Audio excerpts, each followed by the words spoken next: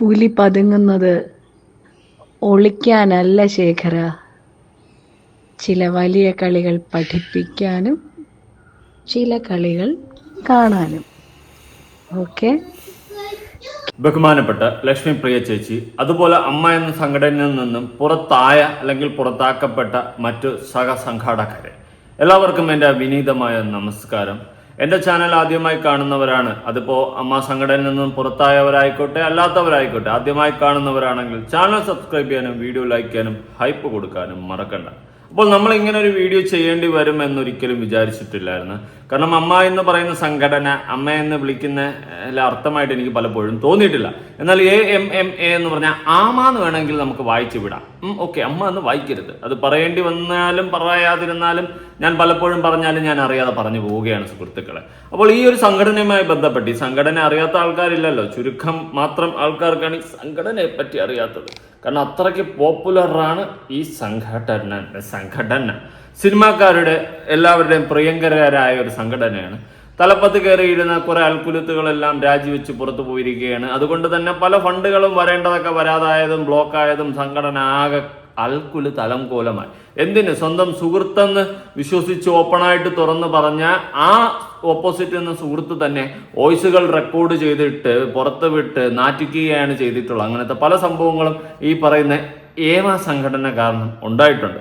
അതാരാണെന്ന് ചോദിച്ചു കഴിഞ്ഞാൽ ശ്വേതാ മേനോൻ നമ്മുടെ പിഷാരടിയുടെ വോയിസ് റെക്കോർഡ് ചെയ്ത് പുറത്തുവിട്ട കാര്യമാണ് ഞാനിവിടെ സൂചിപ്പിച്ചത്. അങ്ങനെ പലതരത്തിലുള്ള അൽക്കുലത്ത് പരിപാടികളും ഈ സംഘടനാ ബേസിൽ നടന്ന് ചരിത്രം മാറിക്കൊണ്ടിരിക്കുകയാണ്. അപ്പോഴാണ് റീസെന്റ് എൻ്റെ കണ്ണിൽ പെടുന്ന മറ്റൊരു വോയിസ്, അതായത് നമ്മുടെ ലക്ഷ്മി പ്രിയയുടെ പുലി പായാൻ പോകുന്നത്. ഞാൻ ആദ്യം വിചാരിച്ച് പുലി മുരുകന്റെ റിവ്യൂ ആയിരിക്കുന്നു. പുലി പായാൻ പോകുന്നത് മറ്റേ എന്തോ കണ്ടിട്ട് ചാടി പതുങ്ങിയിരുന്നിട്ട് വരുന്ന കാര്യമൊക്കെയാണ് പറയുന്നത്. എന്തായാലും എലികൾ അതൊക്കെ എന്തിനാണ് പറയുന്നതെന്ന് ഞാൻ ചില സമയം ഇങ്ങനെ ഇരുന്ന് ചിന്തിച്ചു പോയി. അതുപോലെ ഈ ലക്ഷ്മി പ്രിയ എന്ന് പറയുന്ന ആ ഒരു ആന്റിയുടെ ഏറ്റവും ഒരു ബിഗ് ഫാനാണ് ഞാൻ. ഓക്കെ, ബിഗ് ബോസിൽ നിന്ന് ബുള്ളറ്റ് എവിക്ഷനിൽ എവിക്റ്റായി പോകുന്ന സമയത്ത് തന്നെ ഞാൻ ലക്ഷ്മിപ്രിയ ആന്റിയുടെ ഒരു ഫാനായി മാറിയിട്ട് എന്ന് തന്നെ പറയേണ്ടി വരും. പക്ഷേ ലക്ഷ്മിപ്രിയ ആന്റിയാണ് എനിക്കെതിരെ പോസ്റ്റൊക്കെ ഇടുന്നത് ഞാൻ കണ്ടിട്ടുണ്ടായിരുന്നു. അതിൻ്റെ ഒന്നും ആവശ്യമില്ല.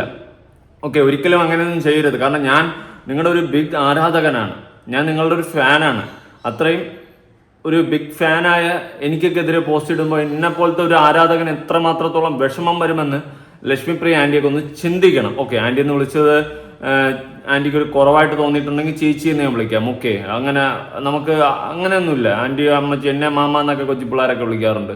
എങ്കിലും ഞാനത് അക്സെപ്റ്റ് ചെയ്ത് പോകുന്നുണ്ട്. നമ്മൾ അങ്ങനെ അക്സെപ്റ്റ് ചെയ്യാൻ പഠിക്കണം. ഓക്കെ, അപ്പൊ നമുക്ക് എന്തായാലും പുലി പായണത് പതുങ്ങുന്നത് ഒതുങ്ങുന്നതും ഒക്കെ എന്തിനോ വേണ്ടിയിട്ടാണ് തിളയ്ക്കുന്ന സാമ്പാർ എന്ന് പറഞ്ഞുകൊണ്ട് നമ്മുടെ ലക്ഷ്മിപ്രിയ ആന്റിയുടെ ഒരു വോയിസ് പുറത്തു വന്നിട്ടുണ്ട്. നമുക്ക് എന്തായാലും ആ വോയിസ് ആദ്യം ഒന്ന് കേട്ട് നോക്കാം. പുലി പതുങ്ങുന്നത് ഒളിക്കാനല്ല ശേഖര. താഴത്തിലടാ ശേഖര. പുഷ്പ ഓക്കെ, പുലി പായുന്നത്, പുളിയല്ല, പുലി ഒളിക്കുന്നത് എന്തിനാ ഒന്നുകൂടി പറ, ഞാൻ മനസ്സിലായില്ല. ഒന്നുകൂടി പറ, കേക്കട്ടെ, ചെറുകിട്ട് പെട്ടെന്ന് പറ. പുലി പതുങ്ങുന്നത് ഒളിക്കാനല്ല ശേഖര. പുലി പതുങ്ങുന്നത് ഒളിക്കാനല്ലടാ ശേഖര. കേട്ടടാ ശേഖര, പുലി പതുങ്ങുന്നത് ഒളിക്കാനല്ല. പറ. ചില വലിയ കളികൾ പഠിപ്പിക്കാനും ചില കളികൾ കാണാനും. ലക്ഷ്മിപ്രിയ ചേച്ചിക്ക് ജയ്. ചില വലിയ കളികൾ കാണാനും വലിയ കളികൾ പഠിപ്പിക്കാനുമാണ് നമ്മുടെ ലക്ഷ്മിപ്രിയ ആന്റി പറയുന്നത്. പതുങ്ങുന്നത് കേട്ടാ, എന്തോ വലുത് വരാനിരിക്കുന്നു. നോക്കിയാ ഇപ്പൊ കിട്ടും, എല്ലാവർക്കും കിട്ടും. നമ്മളെ ലക്ഷ്മിപ്രിയ ആന്റിയെ കരിവാരിത്ത വെച്ച എല്ലാവർക്കും കിട്ടും. ഞാൻ ആരാധകനാണ് ശാന്തരാഘവൻ. ഓക്കെ കേസ് അത് ജഗന്നാഥനൊരു പുത്തരിയുള്ള കാര്യമല്ല. അങ്ങനെ മറ്റേ സിബിലാലിനെ പറ്റിച്ച 20 ലക്ഷത്തിന്റെ ആ കണക്ക് അതൊരു പുത്തരിയുള്ള കണക്കല്ലല്ലേ? ഓക്കെ ചെക്ക്, വ്യാജ ചെക്കൊക്കെ കൊടുത്ത ആ കണക്ക്. അത് മനസ്സിലായി.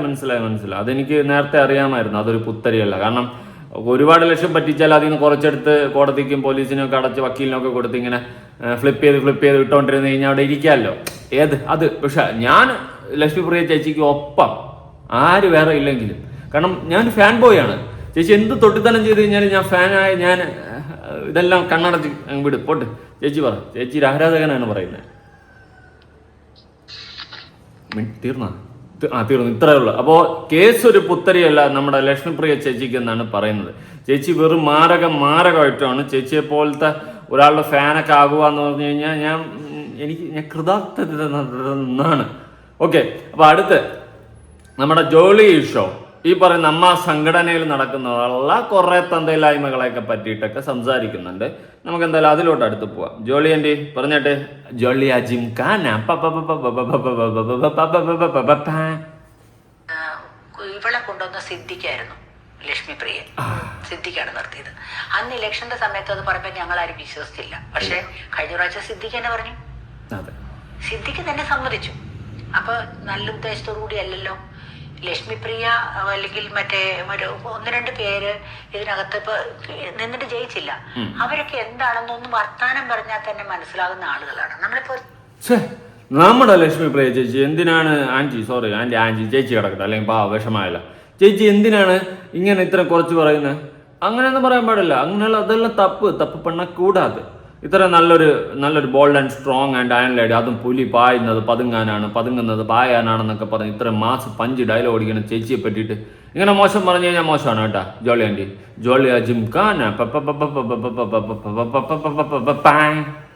സംസാരിക്കുമ്പോ തന്നെ ഇവരുടെ റേഞ്ച് എന്തോരം ഉണ്ടെന്ന് നമുക്ക് അറിയാൻ പറ്റും.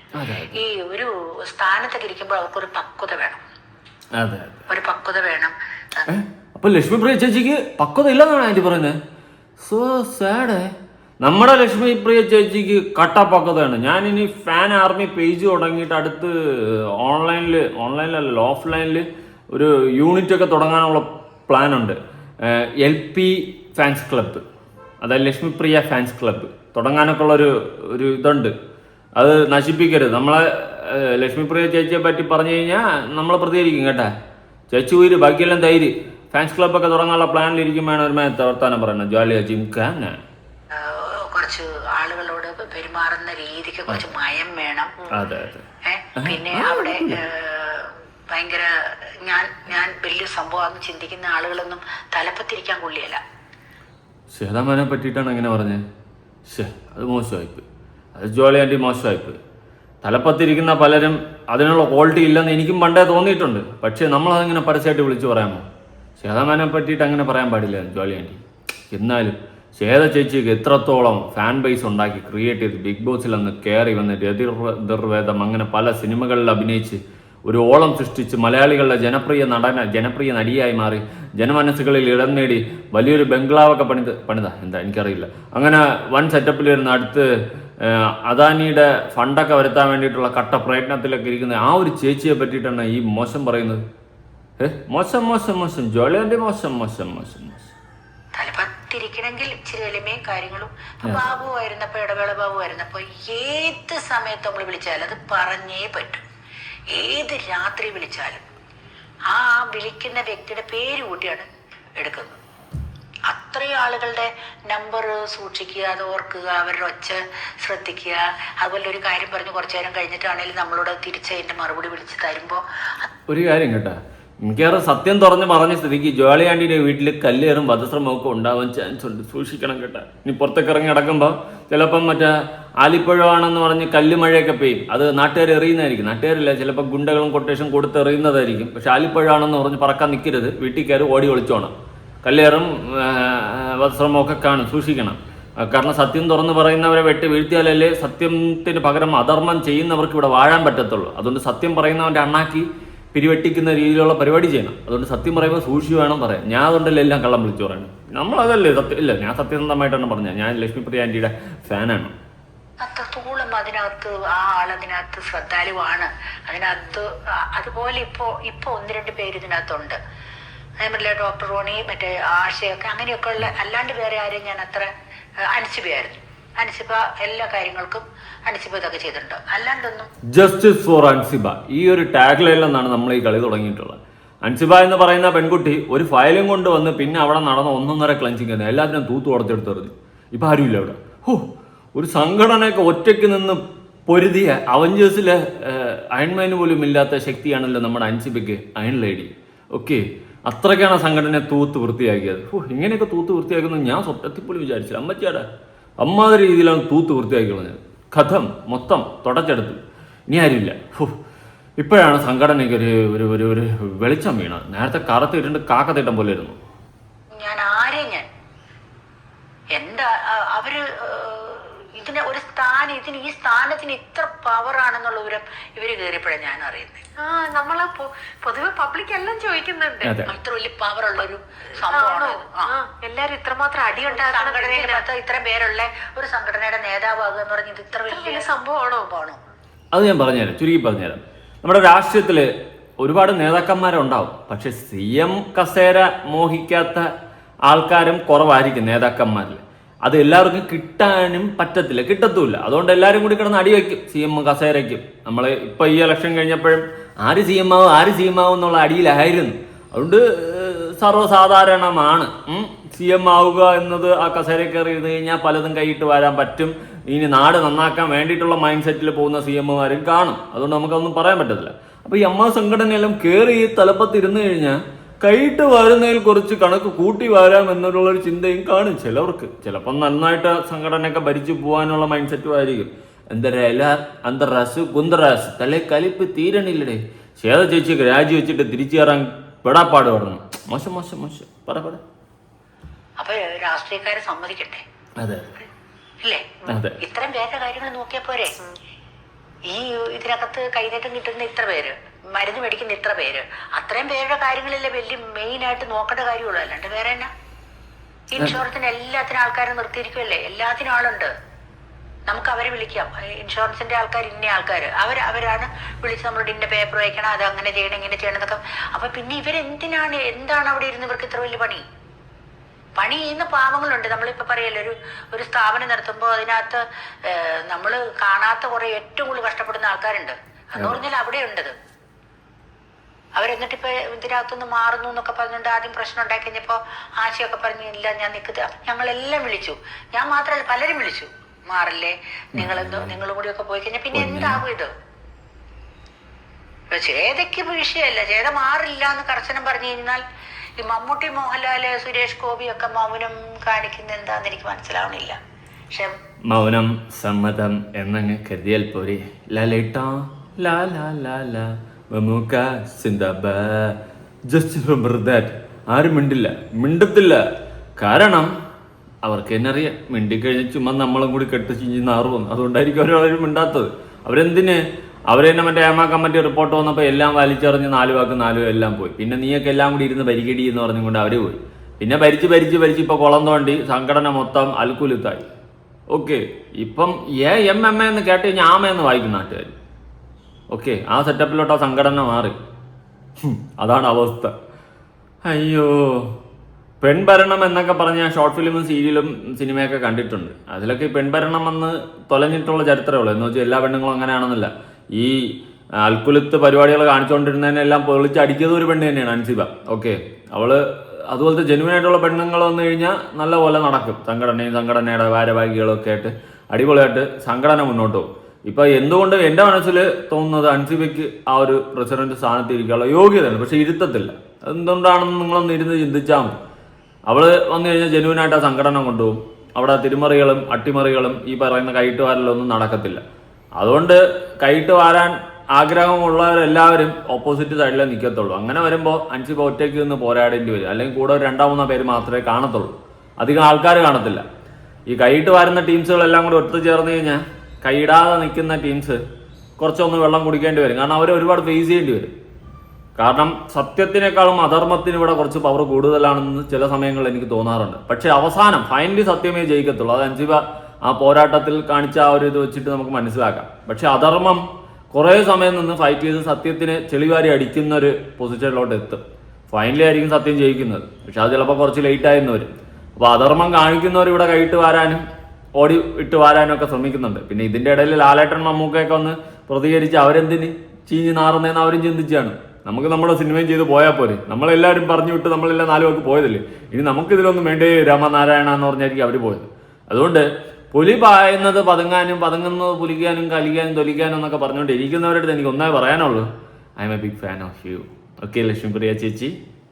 മോഹൻലാൽ അന്ന് പറഞ്ഞിട്ടാണ് ഇറങ്ങിപ്പോയത്, ആരെന്ത് ചെയ്താലും സംഘടന പൊളിയുന്നോർത്ത് നിങ്ങൾ ഇരിക്കണ്ടെന്ന് പറഞ്ഞിട്ട് തന്നെ ഇറങ്ങിപ്പോയത്. അതെ അതെ അതെ. അപ്പൊ ആ ഒരു ധൈര്യം ഞങ്ങൾക്കുണ്ട്. തീർച്ചയായും. പിന്നെ ഗണേഷ് കുമാർ ആണെങ്കിലും അന്ന് ഗണേഷ് കുമാർ എല്ലാം നിന്നിട്ട് അതിനകത്തൊരു തീരുമാനം എടുത്താണ് പിരിഞ്ഞത്. എന്നിട്ട് അത് പുല്ലുപോലെ ആ നിന്നവരെ ഞാൻ ചോദിക്കട്ടെ, സ്നേഹമായിട്ടിരിക്കുമ്പോഴത്തേക്കും പല തമാശകളും നമ്മൾ പറയും. ഒരാൾ നമ്മൾ വിളിച്ചിട്ട് ഇപ്പൊ പിഷാരടി സംസാരിച്ച പോലെ ആരെങ്കിലും, അത് അത്ര കമ്പനി ആയിട്ടല്ലേ, നമ്മുടെ ഫീൽഡിലുള്ളതല്ലേ, നമ്മളോട് നമ്മുടെ സഹപ്രവർത്തകർ സംസാരിക്കുന്ന രീതികൾ നമുക്കറിയാമല്ലേ. എടാ ഞാനൊരു കാര്യം പറയാം, ഞാനും എൻ്റെ സുഹൃത്തുക്കളും തമ്മിൽ സംസാരിക്കുന്ന വോയിസ് റെക്കോർഡ് പുറത്തു വന്നു കഴിഞ്ഞാൽ നിങ്ങൾ നാളെ പറയും ഇവനെപ്പോലത്തെ ചെറ്റ വേറെ ഇല്ല. സത്യം. ഓക്കെ, അമ്മാതിരി സംസാരമാണ് ഞാനും എൻ്റെ ക്ലോസ് ഫ്രണ്ട്സുമായിട്ട് സംസാരിക്കുന്നത്. പല ആരാധകങ്ങളും വിളിച്ചു പറയും. അത് നമുക്ക് വിശ്വാസമുള്ള നമ്മുടെ സുഹൃത്തുക്കൾ അവർ റെക്കോർഡ് ചെയ്ത് നാളെ അത് പുറത്തു വിടുമെന്ന് നമ്മൾ സ്വപ്നത്തിൽ പോലും ചിന്തിക്കത്തില്ല. അതുകൊണ്ട് നമ്മൾ അത്രയും പേഴ്സണലി നമ്മുടെ സുഹൃത്തുക്കളെടുത്ത് നമ്മൾ സംസാരിക്കുന്ന സമയത്ത് വളരെ ഓപ്പണായിട്ട് നമ്മൾ സംസാരിക്കും. അവിടെ നമുക്കൊരു മറയും തിരിയൊന്നും കാണില്ല, എന്തും പറയും. അത് നാളെ പുറത്തു വന്നു കഴിഞ്ഞാൽ നാട്ടുകാർ ജഡ്ജ് ചെയ്യുന്ന രീതി തിരിഞ്ഞു. ഇവിടെ പിഷാരടി ശ്വേതാമേനോൻ കേസിലും അത് തന്നെയാണ് സംഭവിച്ചത്. അവരത്രയും ബോണ്ടായിട്ടുള്ള സുഹൃത്തുക്കളായിരുന്നു. എന്നാൽ ആ സുഹൃത്ത് ബന്ധം അങ്ങോട്ട് പിഷാരടി കാണിച്ചത് തിരിച്ച് ശ്വേത ഇങ്ങോട്ട് കാണിച്ചില്ല. അവളുടെ സ്വാർത്ഥ താല്പര്യത്തിനും ഈ പറയുന്ന പോലെ സ്വയമേ വെളുപ്പിക്കാൻ വേണ്ടിയിട്ടും സംഘടനയിൽ തിരിച്ചു കയറാൻ വേണ്ടിയിട്ടും സ്വന്തം സുഹൃത്തായ പിഷാരടി ചെളിവാരി തെച്ചു, അവിടെ കരിവാക്കപ്പെട്ടു എന്ന് തന്നെ പറയേണ്ടി വരും. അത് തന്നെയാണ് സംഭവിച്ചത്. അത്രേ ഉള്ളൂ. നമ്മൾ സുഹൃത്തായിട്ടിരിക്കുന്നത്, എനിക്ക് പെമ്പിള്ളേർ സുഹൃത്തുക്കളുണ്ട്, ഞാൻ അവരുടെ അടുത്ത് സംസാരിക്കുന്ന സമയത്ത് ഓപ്പണായിട്ടൊക്കെ സംസാരിക്കും. നമ്മളത്രയും നമ്മൾ ഓപ്പോസിറ്റ് ഇരിക്കുന്ന പെണ്ണാണെന്നുള്ള ചിന്ത വെച്ചിട്ടായിരിക്കത്തില്ല നമ്മൾ സംസാരിക്കുന്നത്. നമ്മൾ അത്ര ഓപ്പണായിട്ട് പലതും വിളിച്ചു പറയും. അത് പിന്നൊരു ദിവസം അവൾ പുറത്ത് വിട്ട് കഴിഞ്ഞാൽ ഞാൻ അടക്കം നാറും. അതിപ്പോൾ എൻ്റെ കാര്യത്തിലാണ് ഞാൻ പറഞ്ഞത്. അതുപോലെ തന്നെയാണ് പിഷാരടിയുടെ കാര്യത്തിൽ സംഭവിച്ചത്. നമ്മൾ പലതും ഓപ്പണായിട്ട് പറയുന്നത് അവർ റെക്കോർഡ് ചെയ്യുന്നു, അത് പുറത്തു വിടുന്നു, എന്തോന്നടേ, എന്നിട്ട് അവർ നന്മപരമാകാൻ ശ്രമിക്കുന്നു. അവിടെ ചെടിവാരി തേക്കപ്പെടുന്നത് പിഷാരടിയെ പോലുള്ളവർ. അതത്രേ ഉള്ളൂ. അത്രേ ഉള്ളൂടെ. അത് പൊതുജനത്തിനെ അറിയിക്കേണ്ട കാര്യമുണ്ടോ? അത് പൊതുജനത്തിന്റെ മുന്നിൽ ആരായി? നമ്മൾ വളരെ സ്വാതന്ത്ര്യമുള്ള ഒരു ആർട്ടിസ്റ്റുകൾ എന്ന് പറയുമ്പോഴത്തേക്കും നമുക്ക് രാത്രി സഞ്ചരിക്കുന്നവരാണ് അല്ലെ. ഒത്തിരി പേരുടെ കൂട്ടത്തിലേക്ക് ഇപ്പൊ ട്രെയിനിൽ പോകണമെങ്കിൽ ചിലപ്പോൾ നമ്മുടെ അടുത്ത് ആണുങ്ങളായിരിക്കും ഇരിക്കുന്നത്, അപ്പുറത്തും ആണുങ്ങളായിരിക്കും ഇരിക്കുന്നത്, ഞാൻ പെണ്ണ് തന്നെയായിട്ട് ഇരിക്കുന്നത്, അങ്ങനെയൊന്നും പറയാൻ പറ്റത്തില്ല. നമ്മുടെ കൂടെ പലരും നമ്മുടെ സഹപ്രവർത്തകർ ആണുങ്ങൾ തന്നെയാണുള്ളത്. പക്ഷെ അവരെയൊക്കെ മോശക്കാരാക്കുന്ന രീതിയിൽ നമ്മൾ ഇങ്ങനെ എല്ലാവരും ഇങ്ങനെയാണെന്നുള്ളതല്ലേ ആ കാണിച്ചത്. അത് മോശമായി പോയി.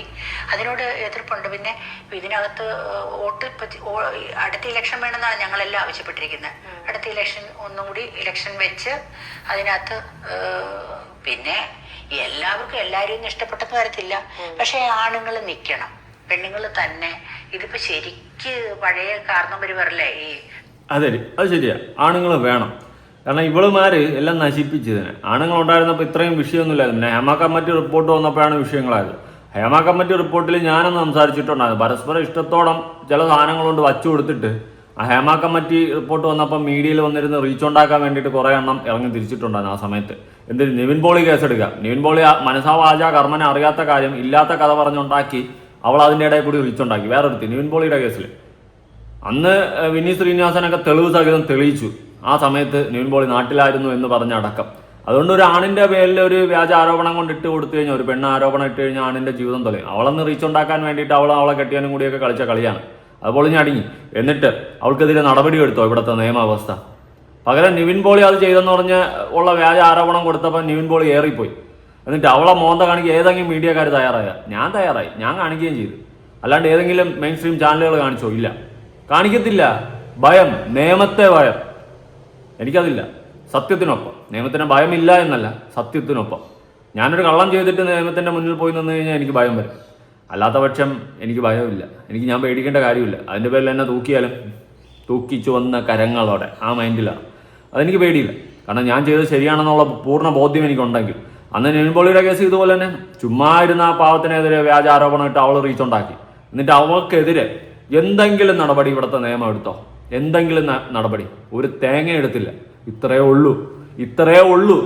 ഓക്കെ, നാരി ഭരിച്ചിടുന്ന പറയല്ല, അത് സത്യമായില്ലേ? ലക്ഷ്മി പ്രിയൻ ഇനി അതിനകത്ത് കേറ്റാനേ പാടില്ല. അതിനുള്ള യോഗ്യത കുട്ടിക്കില്ല. കുട്ടിയോ? എത്ര വർഷം മുന്നേ? ഡോണ്ടു ലക്ഷ്മി പ്രിയ ചേച്ചി പറ്റിയിട്ട് അങ്ങനെയൊന്നും പറയല്ലേ. ലക്ഷ്മി പ്രിയ ചേച്ചി ഉയർ ബക്കീലം തൈർ. ലക്ഷ്മി പ്രിയ ഒരു സ്ഥാനത്തിരിക്കാൻ യാതൊരു യോഗ്യത ഇല്ലാത്ത ഒരു പെണ്ണ് തന്നെയാണ്. ഇത് ജോളി ചേച്ചിക്കെതിരെ കേസ് കൊടുക്കണേ, കേട്ടാ ലക്ഷ്മി പ്രിയ, കേട്ടാ? കേസ് കൊടുക്കണം. ലക്ഷ്മി പ്രിയയെ പറ്റി മോശം പറഞ്ഞു ഒരു ഫാൻ എന്ന നിലയ്ക്ക് എനിക്കത് താങ്ങാൻ പറ്റുന്നില്ല. എന്റെ തുടക്കം ഇട്ടത് അവളൊക്കെ തന്നെയാണല്ലോ. ഇപ്പൊ അവിടെ കേസ് കൊണ്ട് കൊടുത്തെന്ന് പറഞ്ഞു. ഇത് പറഞ്ഞു തീർക്കാവുന്ന കാര്യമല്ലുള്ളൂ. നമ്മള് എന്തെല്ലാം അനുസരിനെ പറ്റി എന്തെല്ലാം പറഞ്ഞു. കൂട്ടുകൂടിയിരിക്കുമ്പോ ചിലപ്പോ ഈ ലക്ഷ്മി പ്രിയക്ക് എവിടുന്ന് എന്നോടൊക്കെ സംസാരിച്ചുള്ള കുഴപ്പം അതാ ഞാൻ ചോദിക്കും, നിനക്ക് ഇവിടുന്ന് കുപ്പി കിട്ടിയെന്നിരിക്കും. അപ്പൊ നിനക്ക് ഇതിന്റെ പരിപാടി ഉണ്ടായിരുന്നോ? ലക്ഷ്മി പ്രിയക്ക് പോയി മദ്യം മേടിക്കണ വന്നികളുടെ കെട്ടിയോ മേടിച്ചു കൊടുക്കണ്ടേ? അപ്പൊ അവക്ക് അത്രത്തോളം സ്വാതന്ത്ര്യം ഉണ്ടെന്നാണ് അതിന്റെ അർത്ഥം. അപ്പൊ പുകയുന്നുണ്ട്. അതെല്ലാവരും ഒന്ന് നന്നായിട്ട് പുകഞ്ഞ് കത്തിയിട്ട് അങ്ങ് തീർന്നിട്ട് ഒന്നേന്ന് പറഞ്ഞ് തുടങ്ങട്ടെ എന്നാണ് എന്റെ ആഗ്രഹം. ഒരു കാരണം വെച്ചാൽ സംഘടന നിർത്തിപ്പോണെന്ന് ഞങ്ങളാരും ആഗ്രഹിക്കത്തില്ല. സംഘടന നിൽക്കുകയില്ല. ഓക്കെ, കറക്റ്റ് കാര്യങ്ങളല്ലേ ജോളി ആൻറ്റി പറഞ്ഞത്. എനിക്ക് കറക്റ്റായിട്ടാണ് തോന്നിയത് കേട്ടാ. പ്രത്യേകിച്ച് ലക്ഷ്മി പ്രിയ ചേച്ചി അന്ന് അഞ്ചിപ്പിക്ക് മദ്യം വാങ്ങി കൊടുത്തെന്നൊക്കെ പറയുന്നത് ഞാനാണ് വാങ്ങി ചോദിച്ചു കൊടുത്തത്. നീ ആരുടെ ബാർ നടത്തണ നീ? അതാ ബിവറേജിലെ ക്ലർക്കാ? അറിയാൻ പാടില്ലാത്തതുകൊണ്ടും ചോദിച്ചതാ. അങ്ങനെ കുറെ തള്ളുകളും തള്ളി ഏറിപ്പോയിട്ടുണ്ടായിരുന്നു നമ്മുടെ പാവം സ്വന്തം ലക്ഷ്മി പ്രിയ ചേച്ചി. ലക്ഷ്മി പ്രിയയുടെ ഒരു ഫാൻ എന്ന നിലയ്ക്ക് പറയും, ആരും പാവത്തിനെ ദ്രോഹിക്കരുത്. ചേച്ചിക്കൊരു അബദ്ധം പറ്റിയതാണ്. ചേച്ചി തൻ്റെ ജീവിതത്തിൽ കാട്ടിക്കൂട്ടിയ ഒരുപാട് തെറ്റുകളിൽ ഒരു അബദ്ധമായി മാത്രം നമ്മൾ ഇതിനെ കണക്കാക്കിയാൽ മതി. ലക്ഷ്മി പ്രിയ ചേച്ചിയെ പോലത്തെ ഒരു ചേച്ചി നമ്മുടെ സമൂഹത്തിൽ വളരെയധികം കുറവാണ്. ഇങ്ങനെ ലക്ഷ്മി പ്രിയ ചേച്ചിയെ തരം താഴ്ത്തി കണ്ട് എന്തുവാ ജോളി ആൻറ്റി, പാവം നമ്മുടെ ചേച്ചി പോയിട്ട് ബാക്കിയെല്ലാം തൈര്. ചേച്ചി പേടിക്കണ്ട, ചേച്ചിക്ക് ആരില്ലെങ്കിലും അതുൽ വ്ളോഗ്സ് ഉണ്ട്. ചേച്ചിക്ക് പൂർണ്ണ സപ്പോർട്ടും പൂർണ്ണ പിന്തുണ തന്നെയും തന്ന് അതുൽ വ്ളോഗ്സ് ഉണ്ട്. ഞാൻ ബുള്ളറ്റ് വിക്ഷനോട് ഫാനായതാണ് കേട്ടോ ലക്ഷ്മി പ്രിയ ചേച്ചി. അപ്പോൾ ശരി, നിങ്ങളുടെ അഭിപ്രായങ്ങളും കാര്യങ്ങളൊക്കെ ഉറപ്പായിട്ട് താഴെ കമൻറ്റ് ചെയ്യാം. എനിക്ക് ഒറ്റ കാര്യമേ പറയാനുള്ളൂ, സംഘടന നേരെ ചൊവ്വ ഓടിക്കാൻ കഴിവുള്ളവരും സത്യസന്ധമായിട്ട് കൈയിട്ട് വാരാത്ത അല്ലെങ്കിൽ അവിടെ പോയി ഉടായ്പ കാണിക്കാത്ത ആരെങ്കിലും ഒക്കെ ഉണ്ടെങ്കിൽ പിടിച്ച് നിർത്തുക. അല്ലാത്ത പക്ഷം സംഘടനയും കൊണ്ട് ചുമ്മാ മുന്നോട്ട് പോവാതിരിക്കുന്നതായിരിക്കും കുറച്ച് ബെറ്റർ. എന്തായാലും നിങ്ങളുടെ അഭിപ്രായങ്ങളും കാര്യങ്ങളും ഉറപ്പായിട്ട് താഴെ കമൻറ്റ് ചെയ്യാം. പുതിയൊരു വീഡിയോ ഇടണം. ബൈ.